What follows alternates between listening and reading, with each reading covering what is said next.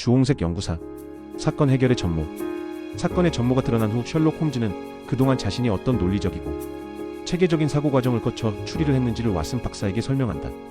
홈즈의 설명과 전체 소설의 내용을 바탕으로 각 과정의 내용과 사용한 논리적 추론 방법이 무엇인지 살펴보자. 이번 사건이 살인이고 독살이라는 추리. 사건 현장을 방문한 홈즈는 방 안의 시신을 들여다보며 매우 이상한 점을 감지한다.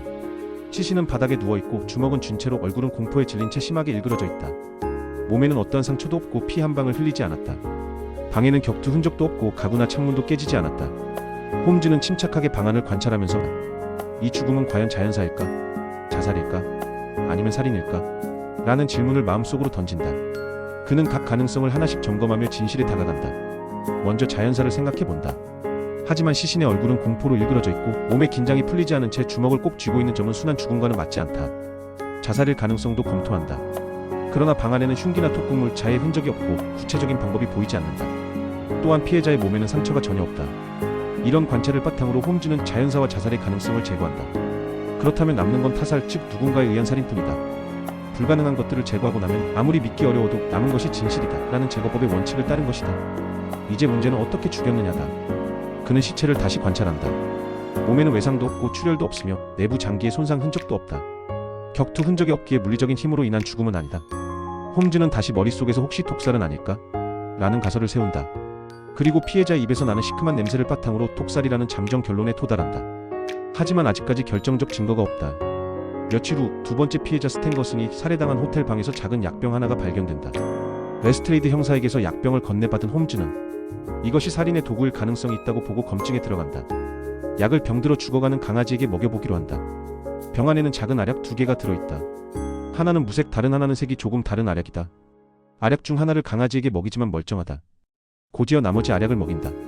강아지는 즉시 경련을 일으키며 죽는다. 이로써 피해자도 이렇게 독약 중 하나를 먹고 죽었을 것이라는 가설 역시 매우 강력해진다.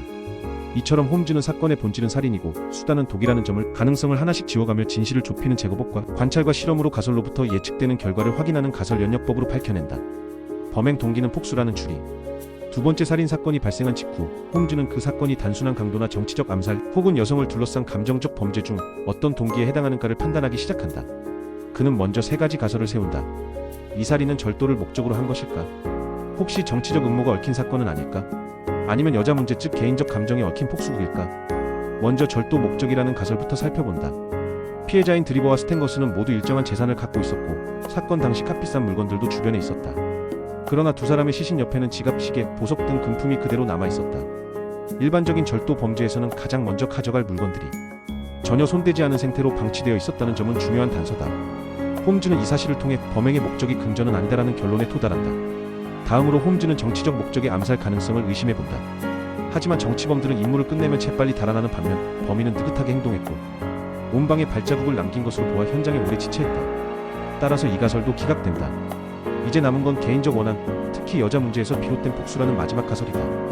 홈즈는 이 가설이 성립하는지를 확인하기 위해 두 피해자의 공통점에 주목한다. 그들은 모두 미국에서 왔고 같은 하숙집에 묵었으며 과거 종교 공동체와 관련된 인물들이었다. 그리고 무엇보다도 범행 현장에서 피로 쓰인 라에라는 단어가 홈즈의 시선을 끌었다. 홈즈는 이 단어를 보고 독일어로 복수를 뜻한다는 사실을 떠올린다. 그리고 그 단어가 우연히 쓰였을 가능성을 배제하고 범인이 남긴 의도적인 메시지라고 본다. 범인의 목적이 바로 복수라는 점이 점점 분명해진다. 이 지점에서 홈즈는 가설 연역법을 사용한다. 가설 살인의 동기는 복수다. 예측 그렇다면 피해자들은 과거에 누군가에게 원한을 살만한 일을 했을 것이다. 사실 확인 드리버와 스탠거스는 같은 종교 집단 소속이었다. 체퍼슨 호프라는 이름의 옛 연적을 피하기 위해 법의 보호를 요청한 적이 있다. 호프는 현재 유럽에 체류하고 있다. 예측과 확인한 사실이 일치하면서 가설이 검증된 것이다. 더불어 홈즈는 첫 번째 현장에서 발견된 여성의 결혼 반지에도 주목한다. 만약 도둑질이 목적이었다면 가져갔을 물건이었다. 그런데 범인은 피살자에게 죽었거나 자기 옆에 없는 어느 여성을 상기시키기 위해 그 반지를 이용한 것으로 보인다. 홈즈는 이 반지가 피해자들과 관련된 어떤 여성, 즉 과거에 이들이 상처 입힌 여인을 상징하는 물건일 수 있다고 판단한다. 결국 이 모든 조각들을 조합해보면 살인의 동기는 금전도 정치도 아닌 사랑과 폭수였다는 사실이 드러난다. 이 결론에 이르기까지 홈즈는 절도, 정치적 암살이라는 가능성을 제거법을 통해 배제했고 폭수국이라는 가설을 세운 뒤 피해자들의 과거와 현장의 단서들을 통해 그 가설이 타당한지를 검증하는 가설 연역법을 활용했다. 범인은 마부이며 아직 그만두지 않았다는 추리. 홈즈는 브릭스턴 로드 살인 현장 부근에서 마차 바퀴 자국을 보고 말이 주인 없는 상태에서 한동안 서성거렸다는 사실을 알아낸다.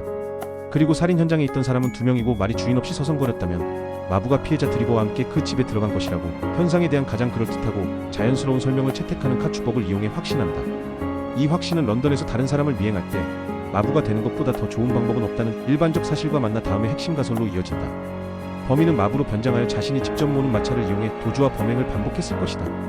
당시 런던 마부는 어디에서든 자연스럽게 섞일 수 있는 직업이며 마차를 이용해 사람을 실어 나르고 이동할 수 있다는 점에서 이동 수단과 위장이 동시에 가능한 완벽한 은신처였기 때문이다.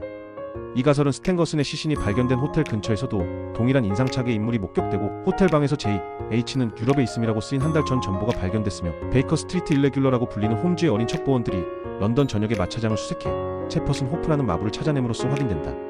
이렇게 홈즈는 범인이 마부로 위장해 활동 중이라는 가설을 세우고 그 가설이 예측하는 결과를 실제 관찰과 조사로 확인하는 방식인 가설 연역법으로 증명해낸다.